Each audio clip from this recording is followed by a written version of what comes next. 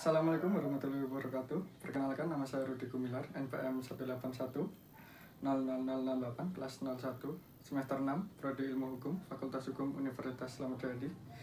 Dalam video ini, presentasi ini saya buat untuk melengkapi tugas mata kuliah non-litigasi dosen pengampu Bapak Triwanto, SH, SP.Nat, MH. Akta sebagai alat pembuktian. Tujuan.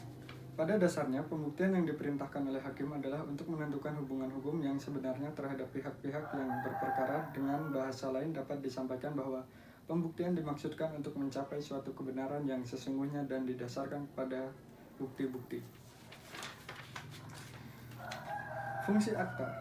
Akta mempunyai dua fungsi, yaitu satu, fungsi formil, formalitas kausa. Formalitas kausa artinya akta berfungsi untuk lengkapnya atau sempurnanya suatu perbuatan hukum. Dalam konteks ini, akta merupakan syarat formil untuk adanya suatu perbuatan hukum fungsi sebagai alat bukti. Yang kedua, probationis causa. Probationis causa berarti akta mempunyai fungsi sebagai alat bukti. Karena sejak awal akta tersebut dibuat dengan sengaja untuk pembuktian di kemudian hari. Sifat tertulisnya suatu perjanjian dalam bentuk akta ini tidak membuat sahnya perjanjian, tetapi hanyalah agar dapat digunakan sebagai alat bukti di kemudian hari. Undang-Undang Nomor 13 Tahun 1985 tentang Bea Materai disebutkan bahwa terhadap surat perjanjian dan surat-surat lainnya yang dibuat dengan tujuan untuk digunakan sebagai alat bukti mengenai perbuatan, kenyataan, atau keadaan yang bersifat perdata, maka dikenakan atas dokumen tersebut Bea Materai.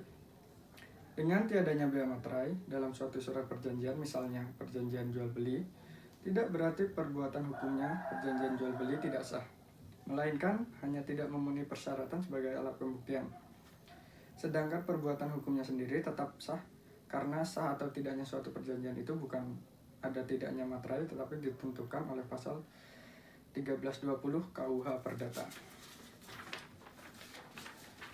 Kekuatan pembuktian akta otentik. Akta otentik merupakan alat bukti yang tertulis yang sempurna dan mengikat, sehingga kebenaran dari hal-hal tertulis dalam akta harus diakui oleh hakim, sehingga isinya dianggap benar selama kebenarannya itu tidak ada pihak lain yang dapat membuktikan sebaliknya. Keunggulan dari akta ini adalah dalam pembuktiannya tidak memerlukan tambahan alat bukti lainnya. Akta otentik dibedakan menjadi dua macam, yaitu satu, akta pejabat, amtenar akta, akta yang inisiatif pembuatan dan isinya ditentukan oleh pejabat, misal AJB, akta perkawinan, akta kelahiran. Dan yang kedua, akta para pihak atau parties akta, atau akta yang inisiatif pembuatannya dan isinya oleh para pihak, misal akta berita acara RUPS. Dan yang terakhir, kekuatan akta pembuktian di bawah tangan. Berbeda dengan akta otentik, akta di bawah tangan akan menjadi alat bukti yang sempurna apabila ada pengakuan dari pembuatnya di hadapan hakim. Oleh karena itu, kekuatan pembuktiannya relatif, tergantung dari pengakuan pembuatnya atau perlu dukungan alat bukti lainnya. Akta di bawah tangan yang diakuisisi dan ada tanda tangannya dalam kekuatan pembuktian hampir sama dengan akta otentik. Bedanya terletak pada kekuatan bukti keluar atau yang tidak dimiliki oleh akta di bawah tangan.